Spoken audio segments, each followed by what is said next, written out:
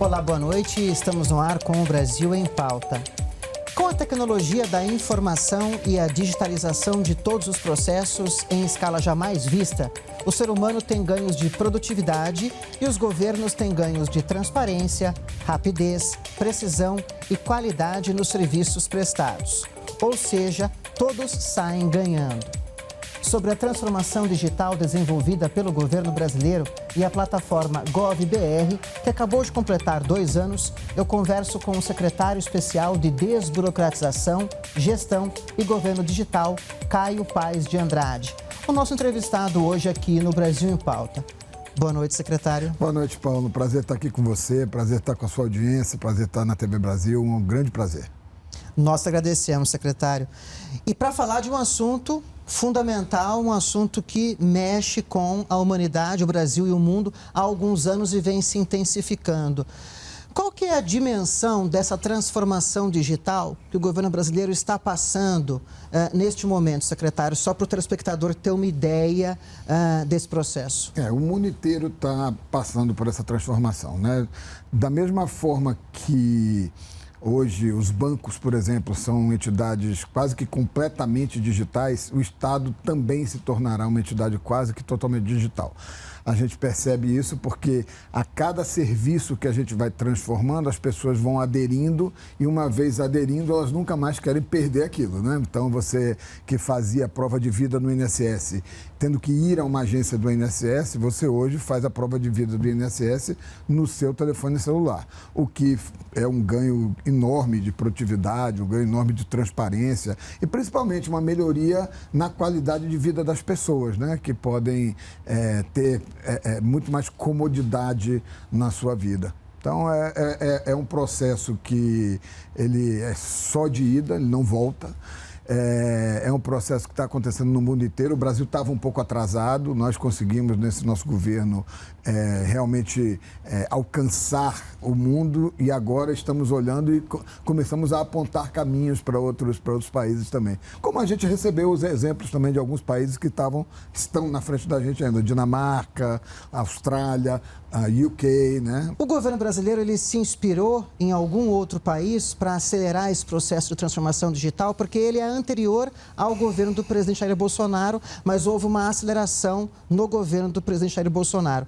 Houve alguma inspiração anterior ou para acelerar o processo, o Brasil olhou para algum país e falou assim, esse país está com uma boa experiência, vale a pena a gente replicar aqui no Brasil? Olha, cada país é um mundo, né? Então, são diferentes os países.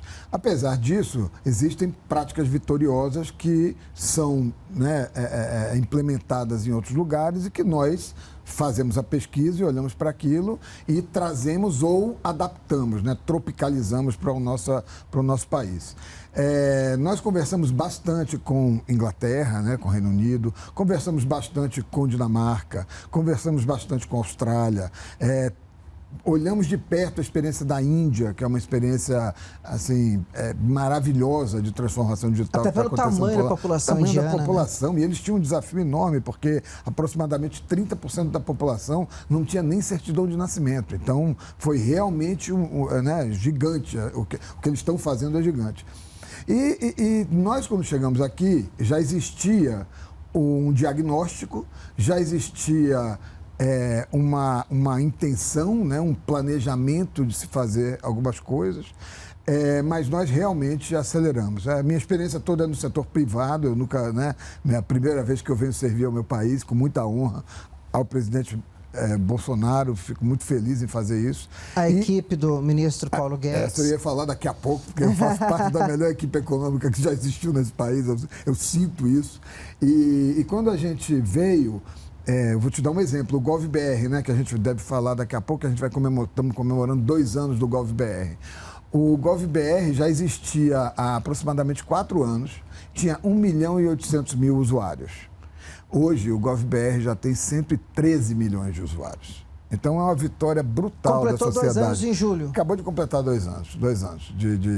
2 anos dessa fase, né, do GovBR. O que é o GovBR? Né? O GovBR ele é uma plataforma de relacionamento entre Estado e cidadão.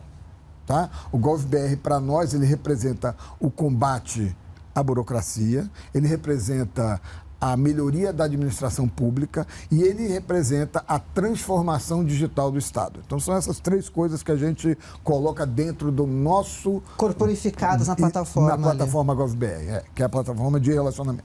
Então, tem um aspecto do GovBR que ele é para que o cidadão, ao entrar digitalmente em contato com o Estado, ele veja que aquilo tem um mesmo, em inglês se diz look and feel. Né? O look and feel eu traduzo para um jeitão. Tem um jeitão do GovBR, que significa que seja Receita Federal, Detran, INSS, Ministério das Minas e Energia, Ministério das Relações Exteriores, Polícia Federal, todo mundo tem o mesmo jeitão. Né? Você não engessa nenhum desses órgãos, mas você deixa eles todos com o jeito, uma cara de GovBR. Esse é um aspecto que é para o cidadão saber, opa, estou no governo, sei que estou agora me relacionando com o Estado brasileiro. Essa é uma. A outra parte do GovBR é o login único do cidadão.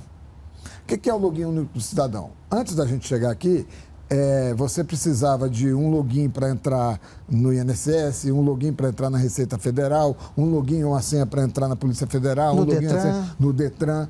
Nós unificamos isso tudo em um único serviço. Então, é como se fosse o Google, né? Que você tem uma só conta. Ou seja, uma simplificação e uma otimização da prestação de serviços. Simplificação brutal, otimização dos serviços, personalidade, né? Então, eu posso falar, o cidadão sabe que nós estamos conversando, eu estou conversando com ele, porque tem o nome dele. Então, uma série de processos que acabam mostrando que no futuro o Estado ele vai estar muito mais próximo da vida das pessoas através desse tipo de plataforma, né?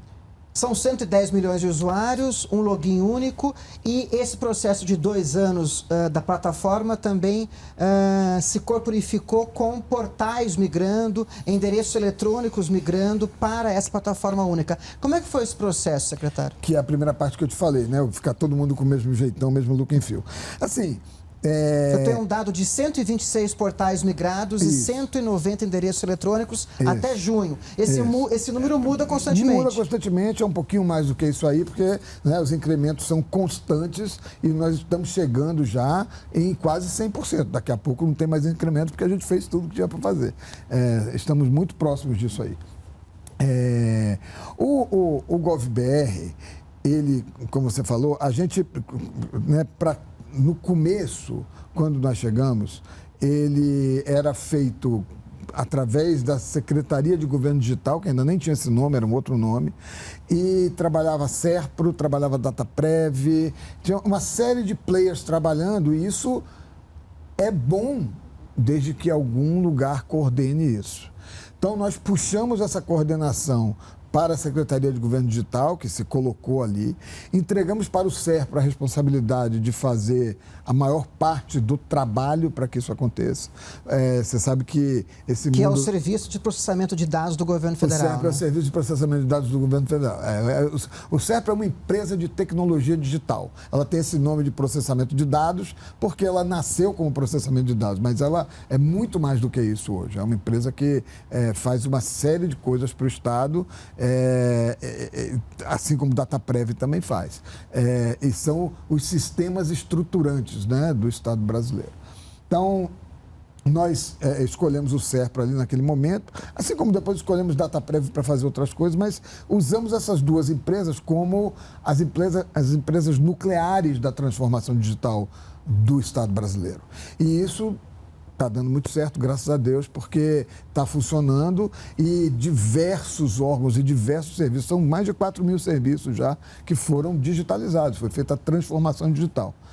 A transformação digital, Paulo, é quando a gente pega um processo, seja ele qual for. Mais de 4 mil, perdão, ou mais de 3 mil serviços digitalizados? Mais de 3 mil. Mais de 3 mil atualmente. Dos 4 mil totais. 4 mil é a meta até o final de 2022. Exatamente. 3 mil, perdão, você está certo. Quando você, para fazer uma transformação digital, você pega um processo. Qualquer processo. Então, por exemplo, emissão de passaporte. Emissão de passaporte tem lá um processo. Você tem que ir a uma agência, você tem que fazer determinadas inserções dentro do sistema. Depois as pessoas pegam o que foi inserido e vão, um vai aprovando, outro vai aprovando. Então, vamos dizer, um processo analógico, normal, que tenha 50 pontos de interseção. Quando você faz uma transformação digital, você pega esses 50 pontos, transforma em, vou dar um exemplo, 20 pontos. Onde você tinha 30 pessoas trabalhando, agora você tem 10 pessoas trabalhando. Onde você demorava 5 dias, você agora demora 1 hora. Então você faz uma transformação total e não é só tecnologia, tem uma transformação também da maneira como as pessoas trabalham, da maneira como as pessoas elas usam os sistemas. Isso, obviamente, vai criar, já está começando a criar, mas vai criar bastante desse tipo de solução no futuro, que é quando você faz esses processos inteiros, as tarefas começam a ficar obsoletas. Então, como as tarefas ficam obsoletas, nós temos que preparar as pessoas para outros negócios, para outras coisas, para fazer outras atividades. Isso aqui tem a ver com a outra parte da minha secretaria, que é a parte da reforma administrativa. Então, é justamente para a gente não ter obsolescência no setor público, de pessoas. A obsolescência das tarefas, a obsolescência daquilo que a pessoa faz, isso vai acontecer naturalmente. Como hoje ninguém mais é operador de fax, ninguém é operador de telex, Assessoristas são pouquíssimos. Por quê? São profissões que foram sendo substituídas por outras coisas. E aí, como no Estado a gente faz concurso para que a pessoa seja aquilo, a gente tem dificuldade em transformar também, além de digitalmente, transformar as pessoas para outra coisa. Eu acho que as pessoas merecem fazer coisas mais bacanas do que tarefas repetitivas o tempo todo. E a gente está encontrando bastante no Estado brasileiro, no governo, a gente está encontrando bastante gente que ouve a gente, acredita e gosta disso aí. Ou seja, a transformação digital, ela traz muitas consequências. Mas a gente fala sobre isso no segundo bloco aqui do nosso programa. Maravilha, tá bom, secretário? Paulo. Obrigado. Nós vamos para um rápido intervalo e daqui a pouco voltamos aqui no Brasil em Pauta com Caio Paes de Andrade para falar sobre a transformação digital por que passa o governo brasileiro. Não saia daí, voltamos em instantes.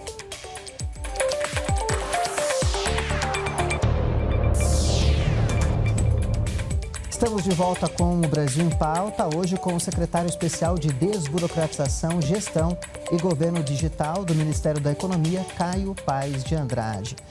Secretário, antes da gente falar da transformação digital, eu queria voltar num dado que me parece um dado bem interessante. São 110 milhões de usuários por mês na GovBR? Não, são 113 milhões é um de universo assinantes. De assinantes. Assinantes. São 113 milhões de pessoas que têm o login único. Tá? Por exemplo, você tem um login único já. Eu tenho um login único. Você usa, inclusive, uma plataforma que até para acessar o contra-cheque que eu recebo mensalmente aqui da TV Brasil. Que é parte do GovBR, chama Sou GovBR. Sim. Que é o GovBR específico para servidores públicos. Foi feito especificamente por servidores, para que a gente possa mostrar para o servidor o valor da transformação digital. Você acha que o seu está bom? Está funcionando bem? Está funcionando otimamente bem. Maravilha. Então, isso faz com que você também veja o valor do digital e, provavelmente, quando vier a transformação digital, que já deve estar acontecendo aqui, né? Eu não acompanho da TV de perto, mas deve estar acontecendo. Quando vier isso, você sabe o valor disso e vai poder, promover a transformação digital cultural. Agora, 113 milhões de usuários, de assinantes. Isso mostra que a sociedade brasileira também comprou a ideia? Ah, já comprou. 90%, acabou de sair uma pesquisa, 92% da população conhece o GovBR e sabe que é o login único. Porque hoje, veja bem, CPF digital, carteira de trabalho digital, o INSS digital, a carteira de motorista digital, tem uma série de documentos que são digitais e são acessados pelo GovBR. Hoje você acessa suas contas nos bancos, nos maiores bancos, nos 5 maiores bancos do Brasil, usando o seu GovBR. Você não precisa mais lembrar o seu login e senha lá. A gente tem o acordo para os bancos. Então, esse caminho do GovBR como login único do cidadão, ele vai levar também para a identidade digital do cidadão. Então, você tem... em breve, nós teremos aí boas notícias dessa área. Os acordos estão praticamente fechados, tudo certo. E, em breve, o cidadão vai poder ser reconhecido, independente do documento digital que ele tenha, que ele apresente, o GovBR vai dizer, sim, o Paulo é o Paulo. Sim, o Paulo pode fazer essas assinaturas pelo Paulo. Sim, o Paulo pode assinar digitalmente pelo Paulo. Entendeu? Esse é o caminho que o GovBR vai ter. A gente falou um pouquinho no primeiro bloco dessa marca do governo do presidente Jair Bolsonaro, que é acelerar esse processo de transformação digital no país. Não é só uma marca, é uma estratégia, né? Uhum. Existe a estratégia do governo digital. Lógico. Fala um pouquinho para a gente sobre isso, secretário. A estratégia de governo digital é justamente nós olhando, né? Nós olhamos para o que o mundo está fazendo, OCDE, vimos que o Brasil estava atrasado, conseguimos os recursos e principalmente as pessoas, né? Esse é um negócio muito de pessoas fazendo as coisas. Os times da SGD, do CERP, da DataPrev, DataSUS, os times são, assim, compraram mesmo a ideia e estão fazendo. Então, o presidente foi eleito, em boa parte, pelo digital, então ele sabe o valor do digital, ele gosta do digital, ele se comunica muito bem no digital e a gente sabe que essa é uma plataforma que veio para ficar mesmo, de verdade. Então, todos os recursos que nós precisávamos, apesar da dureza toda do orçamento, apesar da falta, né, de dinheiro crônica que o Brasil vem sofrendo há algum tempo, o desafio da pandemia, o digital foi maravilhoso na pandemia. 850 serviços digitalizados durante a pandemia? Não, e além disso, o auxílio emergencial, né? Aquele trabalho ali naquele momento de Caixa Econômica Federal, DataPrev, Cidadania, Ministério da Cidadania, SERPRO, Receita Federal, GovBR, todo mundo Quer junto. dizer, o alcance que o auxílio emergencial teve se deveu à digitalização. Uma boa parte claro, uma grande parte pela vontade do presidente, pela vontade do ministro Paulo Guedes, pela equipe econômica tendo da busca incessante pelos beneficiários, pelo Ministério da Cidadania. Que nós conseguimos encontrar, né? Hoje temos um perfil completamente diferente do que tem por aí. Então, esse processo inteiro foi um processo que, desde o começo, teve muito suporte de todo mundo. Não teve resistência. As resistências tem nos silos de TI, né? Obviamente, o silo de TI, o cara que, né, ele protege o servidor dele, ele não quer deixar as coisas acontecerem, mas tecnologia é assim, ou você abraça ou você vai ser derrotado. Então, tem que abraçar a tecnologia para poder transformar o país. Uma coisa muito bacana que eu acho que a gente conseguiu fazer foi assim, a Secretaria de Governo Digital, ela era uma secretaria monolítica que fazia normas para a esplanada inteira. Nós conseguimos quebrar a secretaria em 2 processos diferentes. Um que tem 150 pessoas, que lida com as normativas e lida com toda essa parte de ser um órgão transversal, né? Para mais de 240 órgãos do setor público federal brasileiro. O restante das pessoas, ali aproximadamente 380 pessoas, nós quebramos a gente chama de squads, né? São os esquadrões de transformação digital. Esses esquadrões, nós fazemos acordos com os ministérios ou com os órgãos, e emprestamos servidores nossos, grupos de 8 ou 10, 12 pessoas, grupos multidisciplinares, que conseguem ir para dentro de um ministério e lá fazer um determinado trabalho por um tempo, né, por um tempo X.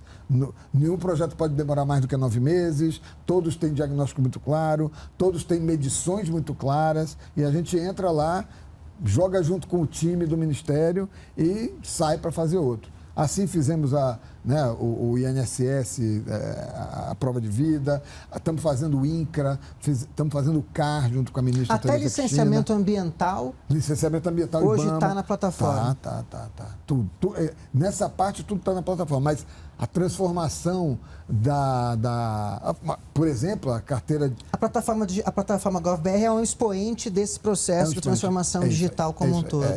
Uma das coisas que ela representa combate à burocracia, ela representa melhoria da administração pública como um todo e ela representa a transformação digital. Vocês têm números que eu acho que são números interessantes. Por favor. 3,1 bilhões de reais de economia por ano, sendo 2,3 bilhões de reais da sociedade e 800 milhões de reais do governo federal. Como é que vocês chegaram a esses números?